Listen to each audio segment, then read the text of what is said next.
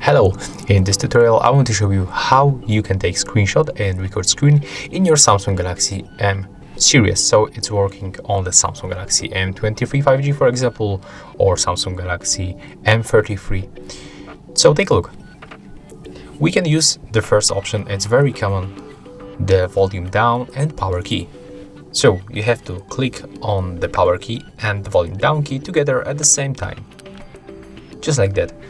As you can see, when the screen flashes like that, it means that the screenshot was successfully taken. So for example, we can capture the settings. Click on the both buttons, and there it is. Screenshot was taken another time, and another time, and another time. That's very simple. Okay, when you rotate the phone just like that, and take screenshot one more time, we get this bar at the bottom.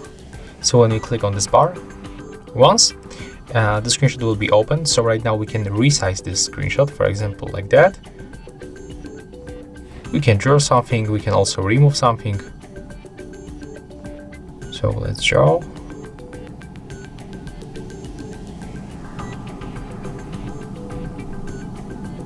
So that's how we can edit this screenshot. If you want to save, tap right here, and this screenshot you can locate in the gallery, in the screenshots album. It's right here, as you can see. So we have to go from the pictures to the albums and go for the screenshots. Okay, so that was the method how we can take screenshot.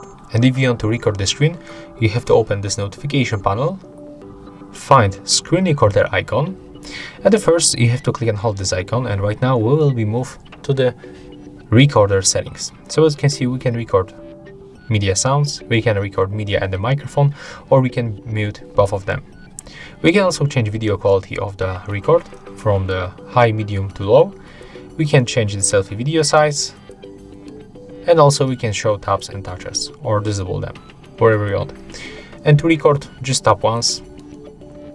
Right now we can start recording, we can skip countdown, and there it is. As you can see, the record is on the way. You can draw on the record.